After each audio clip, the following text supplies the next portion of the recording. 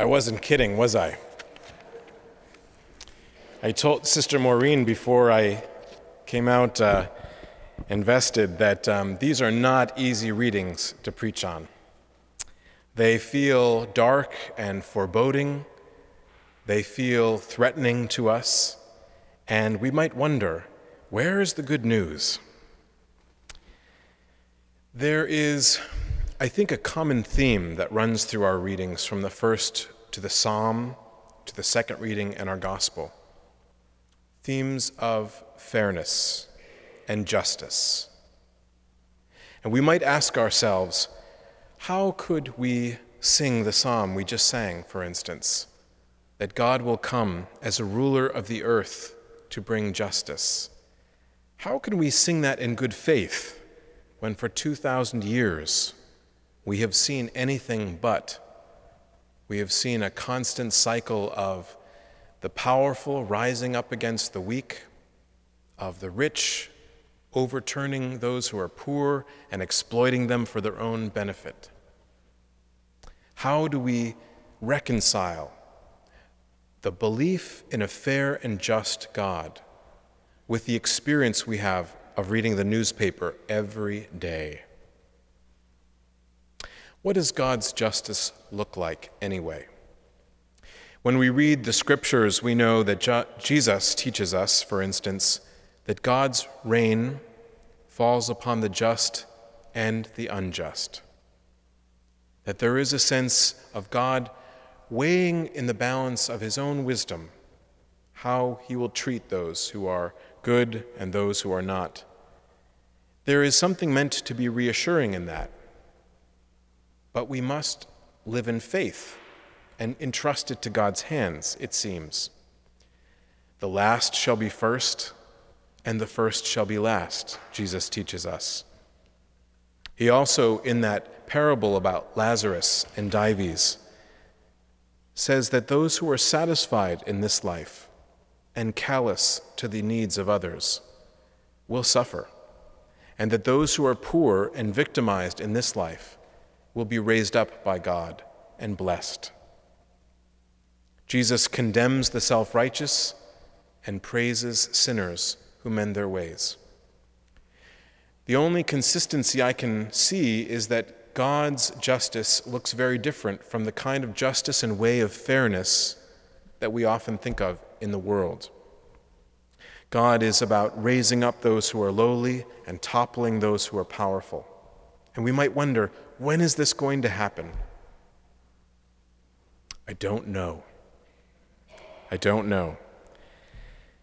And I also wonder, as Jesus teaches in this reading, he's teaching the disciples that if you're going to follow me, beware, count the cost, because it's almost inevitable. Following me will lead you into the same kinds of rejection, suffering, and even death that he himself suffered. He does promise that the hairs on our heads will all remain, but I want more than the hair on my head, to be honest with you, if I'm going to be faithful to Jesus. So it raises the question, what is God really promising in this assurance of his fairness and justice? It seems that we cannot comprehend God's justice unless we're willing to put faith in the resurrection. That Jesus lived and loved knowing the cost because he believed God would redeem his life after death. And he invites us to place our faith in the same resurrection for ourselves. God's justice and God's promise feel a little bit bleak and challenging at times. Nonetheless, it's faith in the resurrection that is meant to be a motive for us to be willing, like Jesus, to put our lives on the line for those who are in need. To be animated by this faith in the resurrection as much as by our compassion for those who are suffering and our hope for a better world. So God's justice, and now the world's. Why is the world as unfair and unjust as it is? Why? I'm sure I'm not bursting any bubbles to let you know that the world is not run by saints, right? Generally speaking, those who do think the world is just are probably the ones who are benefiting from its unfairness. The world is not just. We are the ones who have to bring that justice. Human beings, as we know, go through an arc of development in our lives. Think of your children or your grandchildren. I know they're cute. They're also little opportunists. Isn't there that sense, and I remember it myself as a child, learning that magic word, mine. You know what I'm talking about? How, as children, it's just natural that the first path, that the first part of our arc of development is we discover the fairness that says, I get what's mine, right? That's the way we think of fairness as children.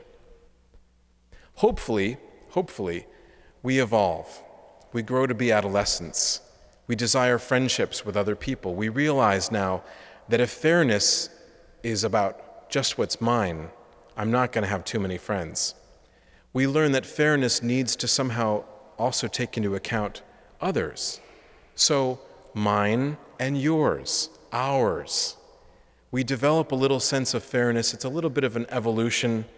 We begin to appreciate that equity means somehow sharing what we have, and having enough means that everybody has to have enough. Then we become adults. And who knows where and when exactly that happens. But hopefully we discover in our adulthood, whenever that happens, they say it's happening a little later these days, by the way,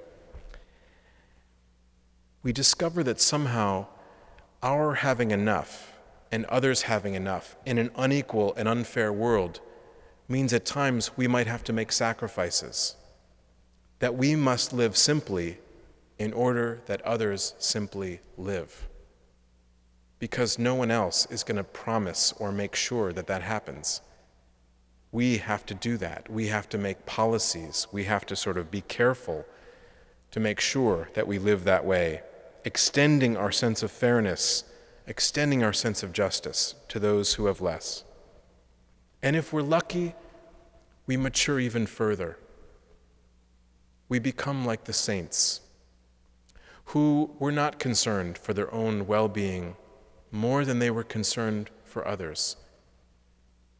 I think of, for instance, the El Salvadoran martyrs, who 21 years ago put their lives on the line for the poor. They were willing to risk everything in order to serve justice, especially their poor brothers and sisters. We celebrate them this week.